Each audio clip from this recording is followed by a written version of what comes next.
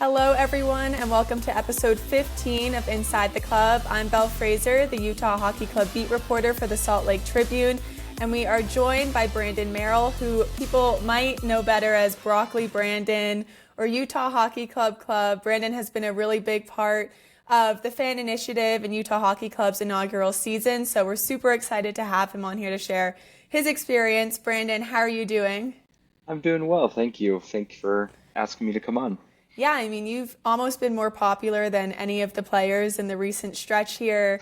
Um, I don't know about that, but I mean, you're I'll everywhere. I'll You take it. you and the broccoli head are everywhere. Mikhail Yeah. Sergachev even has noticed it. He mentioned it in post game yesterday. I'm sure you saw that he thinks the guy with the quote unquote vegetable heads are cool, and he likes what's going on there. But before we dive into kind of the fan culture you've helped foster, what was your life before Utah Hockey Club arrived in Salt Lake City, and what was kind of your hockey world before this team arrived? Yeah, well, I run a small nonprofit for families of crime victims, and so it's a different culture and things with that. My life was pretty serious, and it still is during the day. This is a good way to get rid of some of that either sadness or frustration or whatever you want to call it. But I actually grew up in Gilbert, Arizona. I was a Coyotes fan. I went to the first, I don't know if it was the first game, but in the first season when they were playing at what was then, I think it was called America West Arena, where the Suns played in downtown Phoenix. So I got to go to a few games there.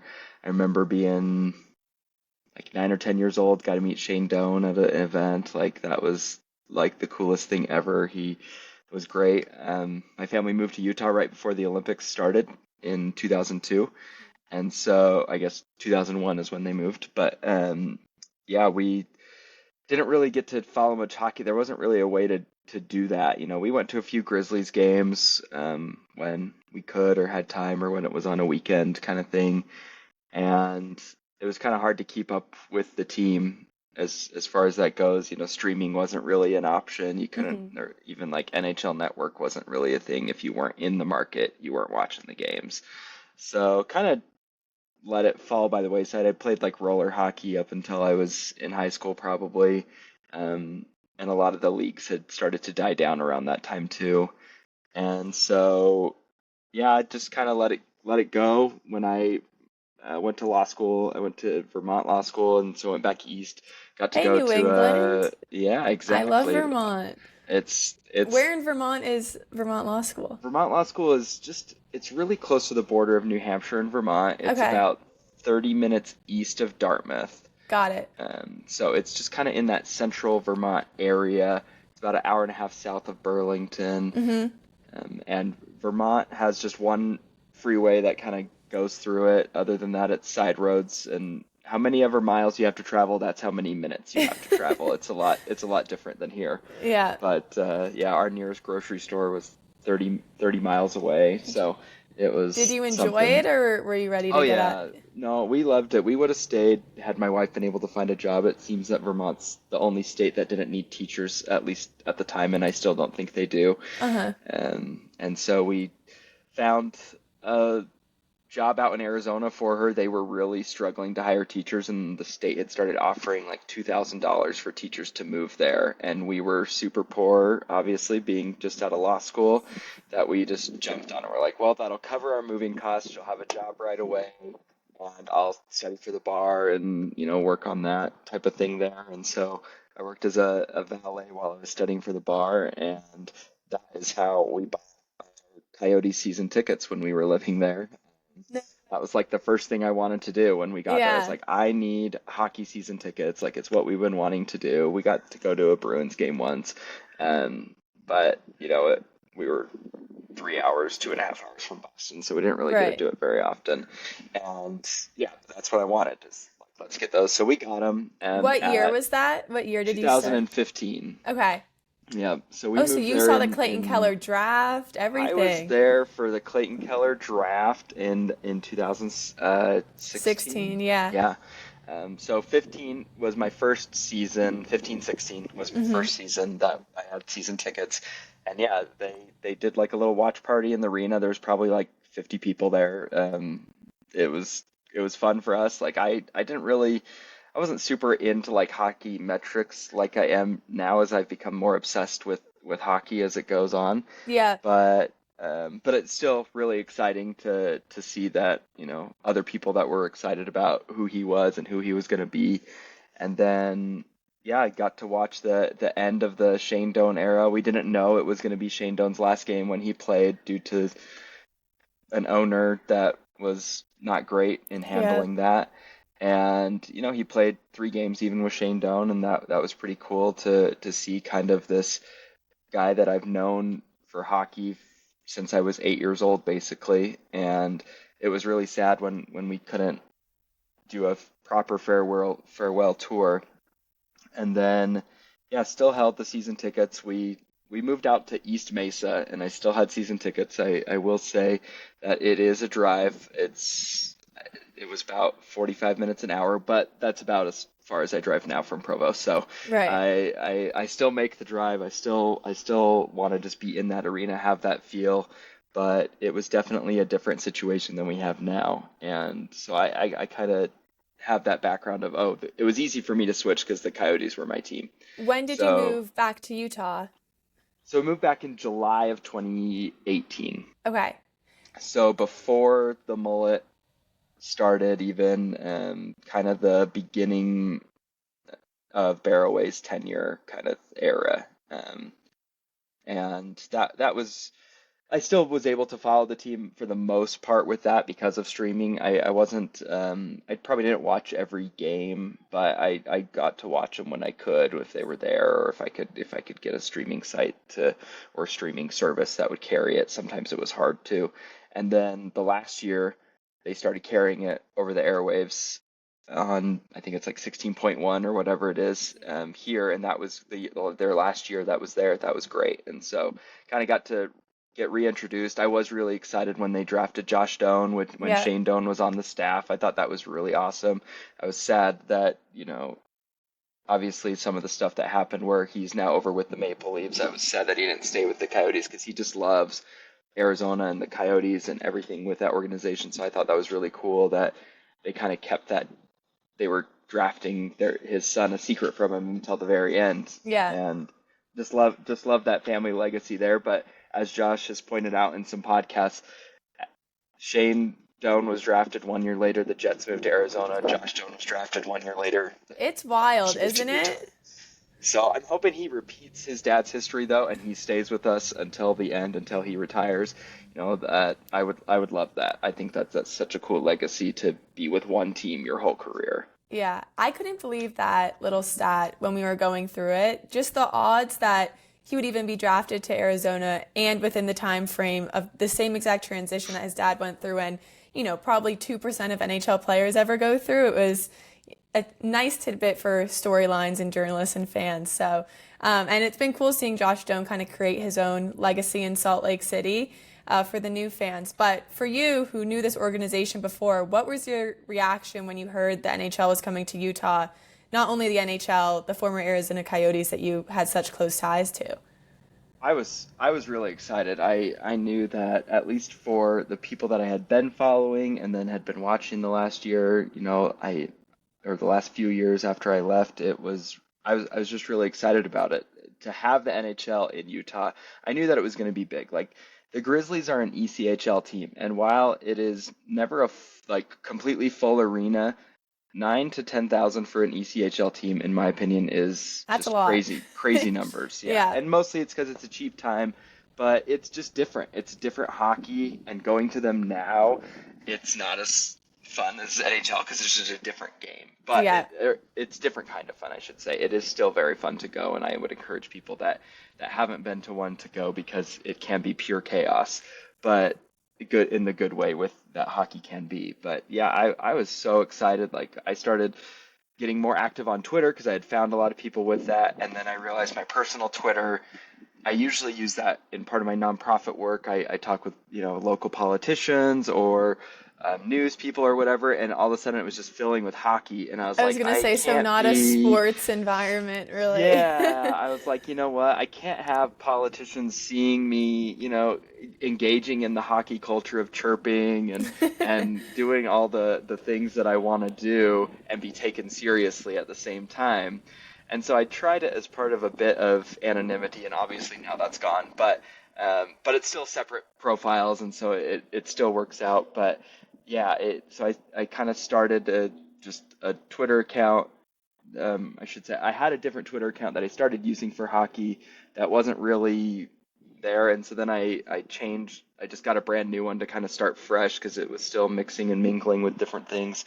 It was one that I used for law school, and it still didn't work, so I just Mhm. started a brand new one in April when the when the rumors were like it's for sure happening, but nobody was confirming it yet. I think it was like April 1st, like I made that account Yeah. and just started interacting with people there. Found some people that were really excited about getting a team, no matter what it was going to be, even if it was, the Coyotes or a lot of them were just excited about the NHL here, and we just kind of started creating this big community around it. It was really great, and so I was excited. At first, my name before they announced the name, my name was Utah Hockey Club, And then and you had to add the extra club and then I once had they. to add the extra club because people were getting confused because the team's social media didn't exist at all until July 1st. Right. And then they had the actual at Utah Hockey Club, and that name was just taken. Like I even tried to take that name, and Hmm. it was just like a blank slot, and I was like, oh, someone must have done something with it and then never used it. Yeah. I didn't realize it was going to be the actual team name. And so like I just called it Utah Hockey Club, and then when the team popped up officially in July, I added the extra club, and I made the logo just two clubs at the bottom with that kind of thing to try to differentiate myself. Sometimes people still think I'm the real one, and I'm sure that's really frustrating to the social media team. I don't know that they love me with that, but they're gonna change their name I was later. gonna say, if suddenly Utah Hockey Club turns into Mammoth, we'll know you. You turn the tides of the team name once again. Yeah, maybe. Yep, exactly. So, um, yeah, and if when their name changes, I'm gonna stay the same. I kind of feel like I have to either way. If it doesn't change, then I probably will end up changing it just because I was like, you know what, I'm gonna wait out the year until they Hmm. change their name. Like I kind of was saying that, like, hey, they're gonna change their name in a year. They said it's temporary. Who knows? So if it changes, then I'll be fine. If it doesn't, then I'll probably just go to like Broccoli Brandon or something. I don't know. It really just depends on the team. What they So do. yeah, I would say stick with Utah Hockey Club if they change right. to Mammoth or Outlaws. Oh yeah, It's pretty iconic now. yeah. Um, Or I might just shorten it and just call it Club Club, and then people there will you be like, go. "What the heck it is?" People will Yeah, get it. They'll know yeah, it. exactly. What was it like seeing Utahns come together and prove throughout the season that this could be an NHL market? There were questions beforehand of would fans be receptive to it? And I know there's thousands of fans, but you really were a landing spot for a lot of people who were getting into hockey or just excited for the team to be here. I mean, I moved here and there were so many fans on your page just being like, let's meet up before the first preseason game. Let's do XYZ. What's it been like building that community? That was the big thing for me too. Like I didn't have a ton. I mean, I'm like I said, I'm down in Utah County and moved here in 2018. But my family, I kind of grew up in the Draper area. But when you get older, you don't really keep a lot of your same friends. Or when you're more than like 20 minutes away, do you really want to see each other? It's like the same as living 2 hours. So, Yeah. but I knew with the team, I wanted to create at least some friends that I would look forward to seeing at the games and all of those things. And so yeah, we started some like, hey, let's go to the mall at that pizza place that's right there where we know the practice facility is going to be. Like, let's go to, and just like either meet up. Let's just go have lunch somewhere, all of us. And like there was probably like 10, 15 people on the first one. We were just like, let's just all show up and eat pizza. And it was really cool, just like instantly. We had all only known each other on Twitter from that, but we wanted to do that and meet up in the preseason and all of that. And that was really cool. And so then we kind of started with the first preseason game. We were like, let's meet up at the game during first intermission just to like chat because we're all sitting in different sections. And so that's kind of how it this big, huge thing snowballed with it, but that's what we did. So every game we started meeting up at the Upper Bowl EE to take like a big group picture. And big being, you It's know, big now. It's grown. it has grown like crazy Yeah. now, and it's so much fun to like either new people coming that had never seen it before that are finally seeing it on Twitter, but even like a lot of people on Facebook have said or Reddit or whatever have said like the Twitter hockey community is way more active and like talks with each other and all of these things, and so that was kind of the cool thing that people are creating accounts just to find this community Yeah. and just built around positivity with it.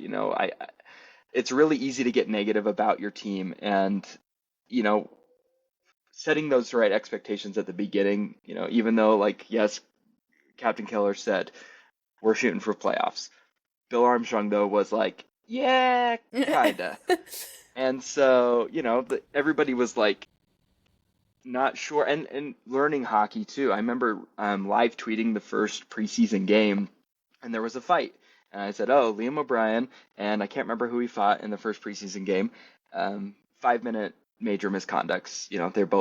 They're both or 5 minute majors, and so they're both in the box. And the somebody tweeted back at me like, "Every fight is a 5 minute major." I'm like, "Yeah, I know that, But there's but an this is element to there's explaining this it to new the new team. We're trying fans. to Yeah. explain what's happening. Like, hey," and then I explained like, "Oh, this was a hooking penalty because that hook wrapped around his right thigh or whatever."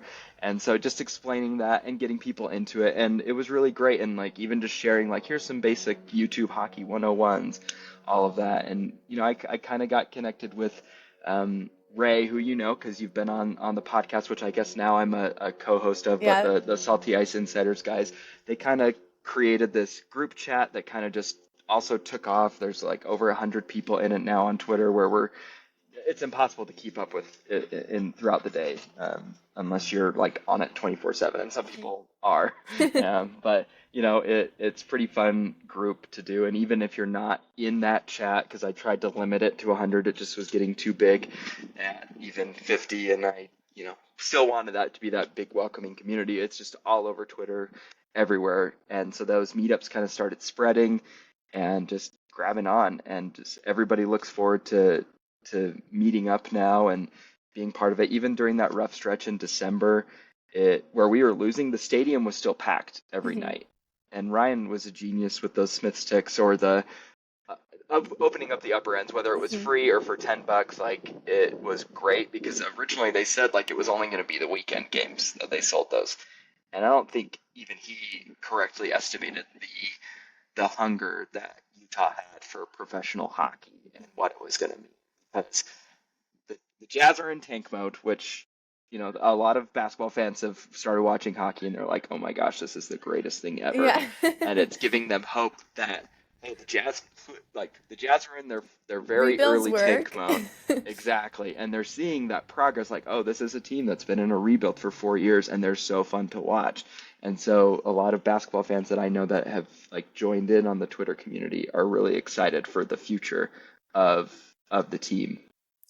I was going to say, I know you rally around hockey, like you're saying, the group chats are talking about the team and things like that, but your group and just the fans in general have come together for initiatives like Letters for Ingy and Coming for Connor Ingram. And, we see on our timelines externally inviting new people to meet up and bringing people out of their shells from a human relationship standpoint when you take the hockey away from it. Just what has it meant to you guys to have a new support group when it comes to cheering on the team, but also just, life experiences that these players and you guys go through? I think that's a big part of it. There was a Twitter user who also is on a lot of the Reddit threads, and each social media is very different in terms of I fandom and avoid how they Reddit. interact.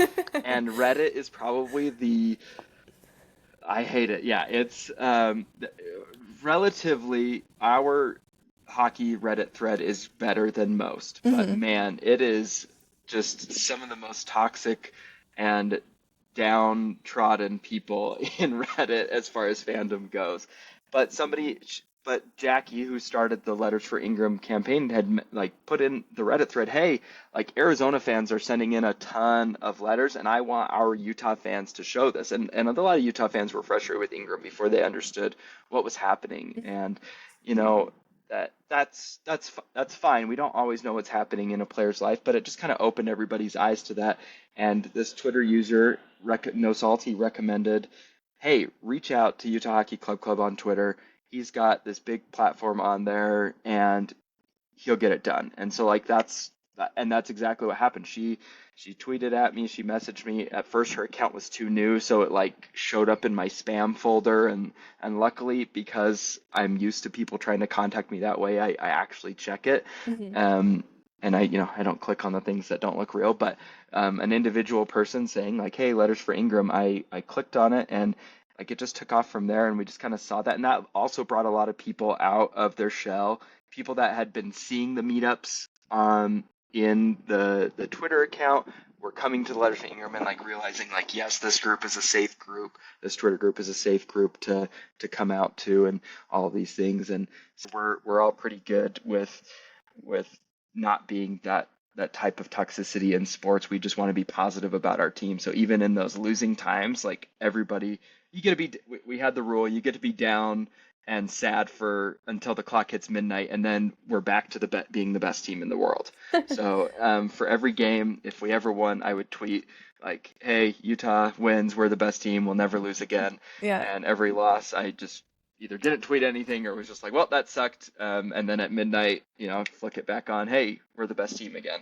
And that was the kind of positivity I wanted. I didn't want to be this typical hockey fandom that I've seen where, I mean, even we've seen it this year. I don't want to be the team that boos our players off the ice. Mhm. Like, they have embraced this fandom. I think a big reason why we didn't lose at home, or why we didn't win at home at the beginning, is because they aren't used to that many fans cheering for them. And I say this as a big Coyotes fan. I want them to come back. But any Coyotes game I went to, we were outnumbered. And not just like what we had with the Red Wings or the Golden Knights or the Avs, like actually outnumbered, where it wasn't a maybe even, like we had probably a close to even split with the Avs or the Knights or even the Red Wings. That one surprised me. Yeah. But there were ones that every single game we were outnumbered as Coyotes fans, and it was really hard to not be a mediocre team at home with your own fan base not being there as much. And yes, there's a lot of factors that went into it, but that's just actually what happened. And so I think that was a little intimidating, having 16,000 people packed every night when they were used to a 4,000 packed Right. for the last 3 years. Yeah. And that positivity, I think, has now caught on. Like they're there and they're loving it, and they're realizing that we are that what they are, what we needed, and we are what they needed. And the media is always there to be the negative ones. We get to do the That's your opposite job. part of the You job. have to be somewhat neutral. Yeah, exactly. So we'll talk about the bad things. So you guys do a great job just keeping the vibes high. Going off of that, without a team name, with, like you were saying, kind of teaching hockey to everyone for the first time, I think we talked a lot about tradition and hockey culture. We wrote a lot of stories about it at the beginning of the year. How are fans going to create game day experiences that are similar to the rest of the league? You recently have been across the internet in your broccoli, what is it? Do I call it a hat? Yeah, it's a broccoli hat. Yeah. I've got it Oh yeah, for we'll those have watching some on visual YouTube. representation We'll here. put it on here. I don't know if you can even hear me anymore. You're Is it good. muffled? I can Okay, hear well, you. maybe I'll keep it on then for a But little bit. this has spread. There was raw broccoli being thrown on the ice at Delta Center Yeah, this week. Other vegetables have joined. I mean, this is in relation to Karel Vejmelka, whose nickname is Veggie. But yep. from your own perspective, just how did this start and kind of catch fire as one thing that I think is one of Utah Hockey Club's first ever fan traditions, really? Yeah, after the Carolina game, I had some that kind of idea, like, hey, Ingram's been out, they just said upper body injury, but a lot of us had already guessed, like it was something with his mental health. We didn't Mhm. know about his mom. Nobody really did until the team announced it. I mean, maybe reporters did or something, but at least for the regular fans, like we did not know about what his mom was going through or what he was going through or when his mom even died until after everything had happened. And so, he really stepped up for the team. And then that Carolina game, he showed like, hey, I can be this guy. Like I can do that. And having that 49 out of 50 saves was just like electric, especially because I think it was like the last 10 minutes maybe were a power Penalty play kill. Yeah, it was or insane. penalty kill. Yeah, it was just crazy, and it might not be 10, but it was close. Like it It was was it was a 10. It lot. was Okay. 10. I never know if I'm hyperbolizing or No, not, you were but spot on for that. It was half the period was on the penalty it kill. was really bad. And man, our penalty kill team obviously did step up in there, but Veggie, he really like was just on his game that night. And he has said the more shots I get, the better I do. And he really showed it right there.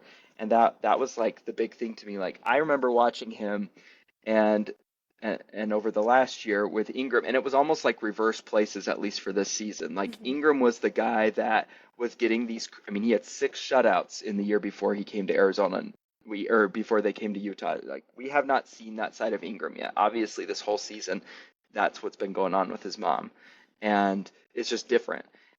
But they kind of switched their roles this year, where Ingram was kind of not having as great of a year, and Veggie is just taking off. And I was super excited to see that goalie appreciation starting to come through for that, because that's, to me, they are really not appreciated as much. Like when we win a game, it's focused on who scored the goals. It's not all about the saves. And when we lose a game, it's look how many easy shots the goalie let in. They're the worst. Like trade them to whatever, or send them down, or whatever it is. And that was kind of a big thing that a lot of people on Twitter that were pro goalie, I would say, Ashley and a few others for sure. But Hey Ash tweeted on Twitter is probably the biggest goalie proponent I know, Yeah. and just kind of sticking up for goalies in general, because they really do have it. They have it tough because they really don't get that, and I think it's really awesome for us to kind of embrace that, loving that goalie. And so me and my friend Ryan on Twitter were like, let's get these ridiculous broccoli hats. And this was in December, I want to say, and he tried to bring his in for one game, and I forgot mine at home, and his got taken away at security. No. And so then the next game, I knew that they had taken away at security, and I hope Delta Security is not listening, but now I they let it doubt in, they're an so it's inside the fine. club listener, But, but but I wore a big coat, and I put it over my jersey, and I put the hat under my jersey, under my coat, very smart. and I snuck it in. It probably wasn't great, but I was like, you know what? This is what hockey is, though. Like Hmm. having been with the Coyotes, there was always this guy that was dressed in a ridiculous costume every single game, and it was a different costume every game. Like I don't know how he did it. He had to be broke on everything, just on costumes alone. I don't know how he did it. And I met him at one of the games here in Utah too, and I recognized Oh, him. really? He was wearing like this baby blue pinstripe suit. It was Love it. fantastic. But yeah, it was great. And but like we needed something like that, there's this traveling Flyers fan that wears that ridiculous green costume that's like Mhm. bright neon green. But I'd started wearing it a couple times throughout January, and maybe every once in a while, like it would show me on the jumbotron, and nobody really got it. Like people would ask me, like, "Hey, why do you have the broccoli on your head?" And like, "Oh, it's for Veggie, our goalie." And then it's like once I said it, they were like, "Oh, duh." Yeah. Like, Yeah. of course. And then they had and they would just show it randomly at different times. And I think every once in a while on the TV, like it would be shown, and people would be like, "What are you wearing on your head?" And all of these things. Because I'd get random texts about it, like, "Hey, I think I saw you watching the game." And then for the Tampa Bay game, so like it just took off recently. Like I've Hmm. been wearing this since January, Hmm. and I try to be considerate. If people are behind me, I try not to wear it during play, or I tell Yeah. them, "Hey, if this is blocking your view, I don't want to be that guy. I will take it off during play. And sometimes they would ask, and I'd be like, yep, 100%, totally fine. And then the second that the whistle is blown dead, I pop it on. Or if Veggie had a big save, I'd pop it on, stand up and cheer, and then Mhm. take it back off. But then they had the at the Tampa Bay Lightning game, they had the Kids Day. And I was like, oh, I'm gonna put it on my daughter. She's 1. She had her little headphones on, kind of like what I Yeah. have now, but sound blocking headphones. Put it on, and it was like it clicked finally. I had been on it a couple times with the jumbotron, pointing at my broccoli head, and still a lot of people didn't fully get it. Enough people did, but then they pulled her up with Veggie side by side, I and remember then that. That was so cute. finally the whole fan base, it clicked finally. Yeah. Like it clicked like crazy, and they all started getting it then, and the Veggie chant started with that, and basically since then it's just taken a whole new level where it's my whole life identity. I cannot go anywhere in the stadium with it. I don't mind its positivity around the goalie. I love it. And it's not about me, it's about that team and that culture. And yeah, and then Nick Olchek even mentioning on the broadcast, like, I saw a guy with broccoli on his head, and then they Yeah. point to me, and I'm like, let's go, and going crazy in there, and then yeah, and then I brought him the broccoli head. Kim has one now. I need her to wear it on the next one. She got one before the game yesterday, but I'm guessing it just didn't match her outfit. So she'll hopefully wear it here soon. Maybe for the last broadcast, she puts on the Veggie hat. Yeah. But it just kind of took off, and like I said, I don't mind. And then like somebody threw broccoli on the ice, and I had to like get on Twitter and be like, that was not me. Yeah. People were assuming it was. I was behind the net that game. There's no way I could have gotten broccoli on the ice. Actually, I did go up to the glass afterwards, but I But did it not wasn't have the you. broccoli. It Yeah. was not me. Somebody else posted it on Facebook and on Twitter that it was them. But I can't remember the names to be honest right now. But they did that. And then people started asking me, like, oh, where'd you get this? And I was like, oh, it's Temu, it's $7, but you can get them on Amazon. I think they're like $15 on Amazon. And so, like, people started getting different vegetables. There's even another couple people with the same hat. There's a woman I saw that had like the broccoli and cucumber and a carrot necklace, and That's like it just hilarious. started taking off. I loved it, and some people were like, oh, like you don't do you like I was like I'm not real famous, guys. Like this is not a thing that I care about being copied on. If Everyone it can wear is, their vegetables. everyone can appreciate the veggies. It's great. I love it. And I some people would like, "Oh, you're famous now." I'm like, "No, I'm very famous." Or I'm not even very famous. I am slightly famous to a group of 16,000 people. That's about it. Um, It's not and nothing. so it's not nothing, but it's and Nick Olchek saying broccoli Brandon just kills me because he enunciates that C on the broccoli. I Yeah. love it, but they find me now, and it's fine, especially when Veggie has these big saves. I mean, he's having great games, especially down this home stretch with 21 starts now. It's just absolutely insanity, and I love it. And I did hear from I did not know who it was at the time, but I did hear from a very reliable source that he does love the Veggie hats, as I well would as the rest assume of the so. team. Yeah. No, So it's really yes, cool seeing traditions happen in real time. So many people will jump on to teams or grow up in an NHL community, but all of those things are still already in place. So it's amazing. I mean, your daughter being one and not knowing Utah without hockey, and then being such a big part of something that I'm sure fans will carry on for years to come. It's just another special element that you get to be a part of. you know, and I got Just to sit next to Sparkle Jacket guy last night, who did you? he What a was he was kind collab. of the first person to have a thing. I feel like he had the Sparkle Jackets before Christmas and just started pumping people up.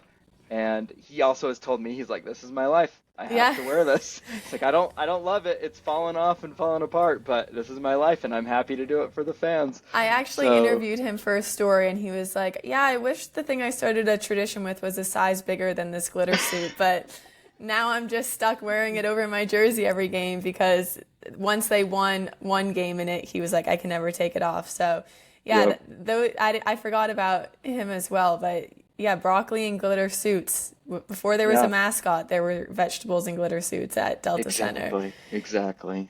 As the season's coming to a close, kind of bittersweet for everyone, I'm sure for you guys as well. What's been your favorite memory this year? Part of the fan community, a game, just what kind of sticks out from the first season that you'll look back on when it's all said and done? I mean that first game was great. I've enjoyed the community that, we've cultivated as far as that goes, like meeting up for me at least, for my small community, meeting up at the Upper Bowl team store to just chat and take a photo, but also just like now anybody I see out on the street with the Utah hockey hat, shirt, jersey, whatever, like, and they see you with it, like you just know, like you bond your friends like instantly. And that was really cool.